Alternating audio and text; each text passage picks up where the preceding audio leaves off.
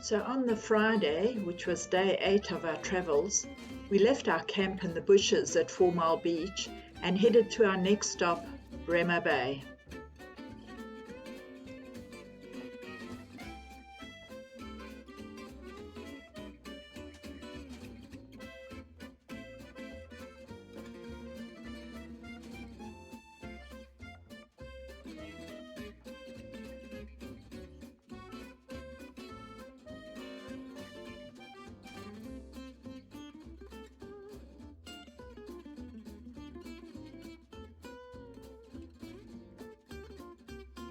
The first part of our trip that morning was along the coast on a sealed road, and there was some really pretty scenery and lookout points, but we chose not to stop at any of these as we'd got too hot packing up our camp that morning, so I really just wanted to get going. The lesson we learned from this is when you don't have any shade, you really need to get up and going early before it gets too hot.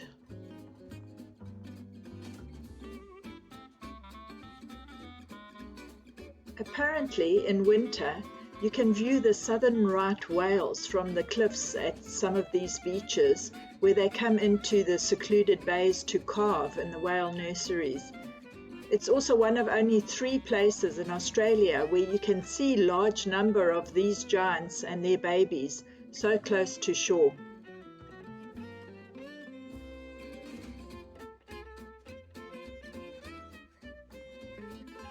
Once again, we opted for the unsealed roads. We just thought that might be a bit more scenic. So we took Hammersley Drive through the Fitzgerald National Park. The camp warden did warn us about the corrugations in the road, but we thought, we've done corrugations, we'll be okay.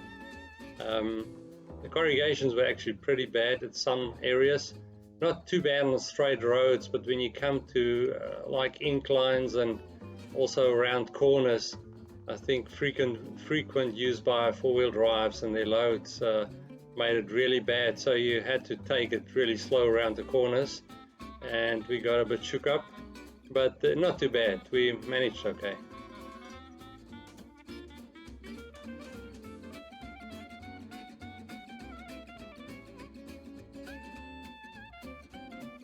As my bike's quite a lot heavier than Edna's, and I carried most of the camping equipment, I found that the faster I went, the smoother the ride was, well, up to a limit. But Edna was a bit nervous doing these corrugations, so she slowed down a bit. So what we did, I sped up and then I just stopped and I waited for her to catch up.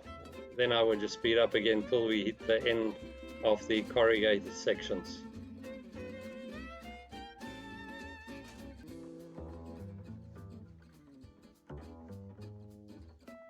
We were a little bit late to see the wildflowers this season because they normally come out in early spring, and this was already now late spring.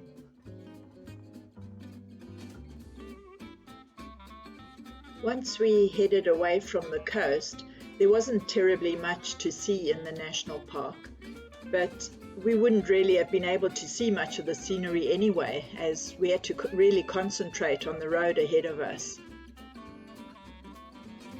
The Fitzgerald National Park is, however, home to nearly 20% of all the plant species in Western Australia, including 1,800 beautiful and rare plant species, many of which can only be found in the park. For instance, this Hockea Victoria is one of the more rare plants.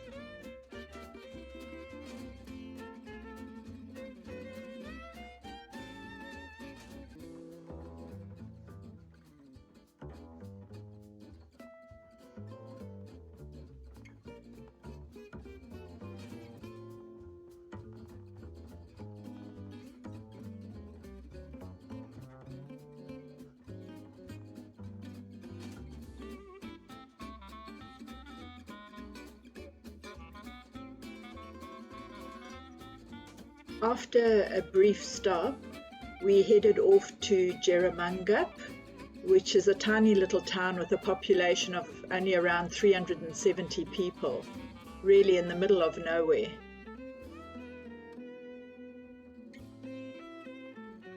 We managed to find a little cafe that was open, so decided to stop there for lunch and have a bit of a toilet break.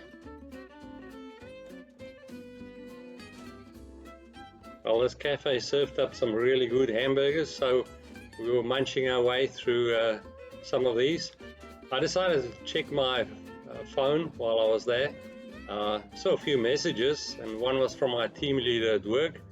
And then I had a look, and the message was to inform me that the company I'm working for will be closing down in 6 months' time.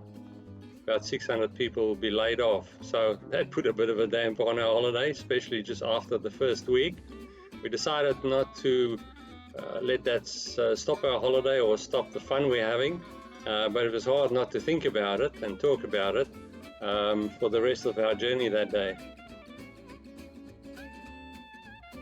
We arrived at Bremer Bay at about 2:30 in the afternoon, where we had booked into a chalet in the caravan park. So we checked in. This chalet was absolutely brand spanking new, and we were literally the first people staying in it.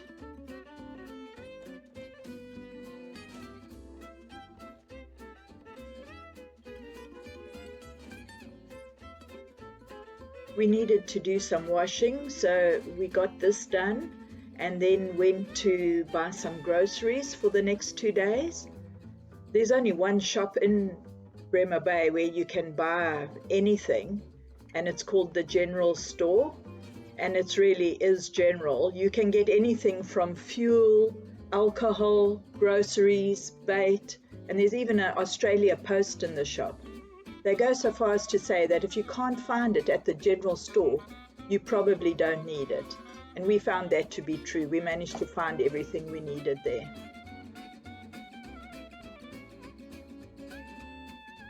Refinery will soon be converted into a fuel import terminal, losing nearly 600 workers in the process. In Western Australia about the way they treat the workforce. In a statement, BP says it was a difficult decision, which comes in response to the long-term structural changes to the regional fuels market, and the conversion will not impact on the safe and reliable supply of quality fuel products to Western Australia. These things are sad and disappointing, and they periodically happen, and that's why we've got to keep hunting new industries, new investment, new opportunities and new markets. That evening we decided to treat ourselves to dinner out at a nearby resort. We needed to cheer ourselves up after hearing the bad news about Phillip's job.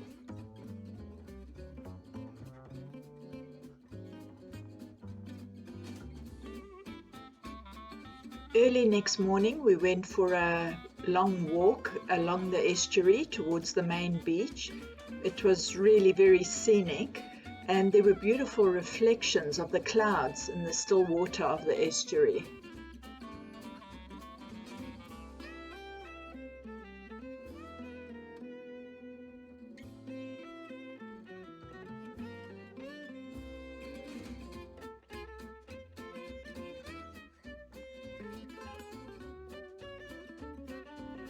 This is the main Bremer Bay beach, and it was pretty much deserted when we were there.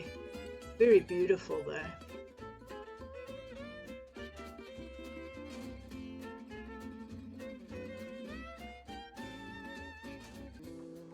Phillip and I were both wearing open shoes, so when we spotted this rather large snakeskin in the bushes, we decided to head back to the caravan park along the road rather than the same way we'd come.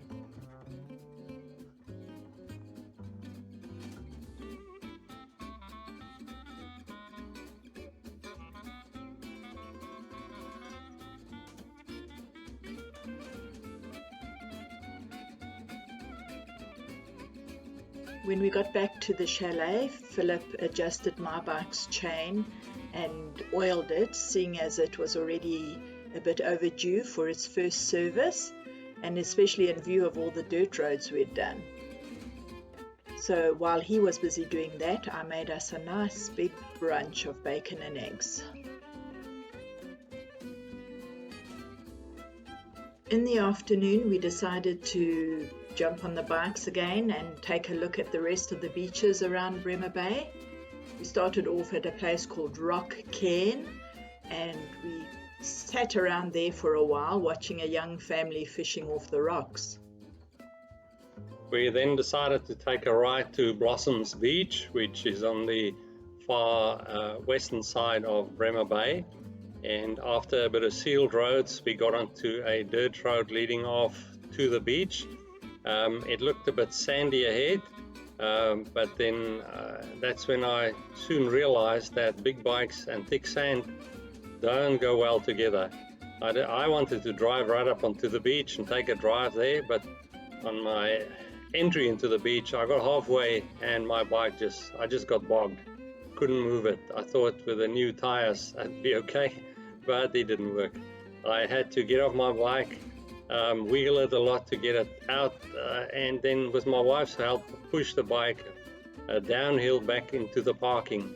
And that is with about 1 million flies bugging us and along the way.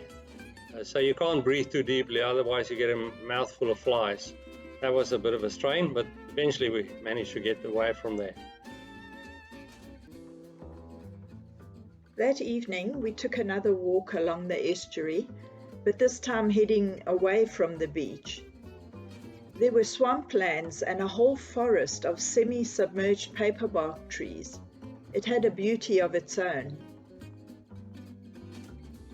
There were a lot of black swans on the water, and we had 2 pelicans come to take a look at what we were doing, probably looking for food.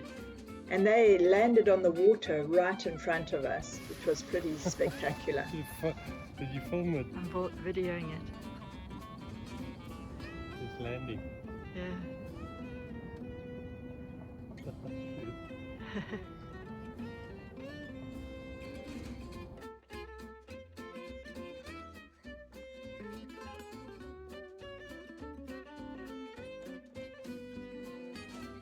That evening we had a barbecue for dinner, and there was enough meat left over for us for a quick breakfast the next morning before getting on the road to Denmark.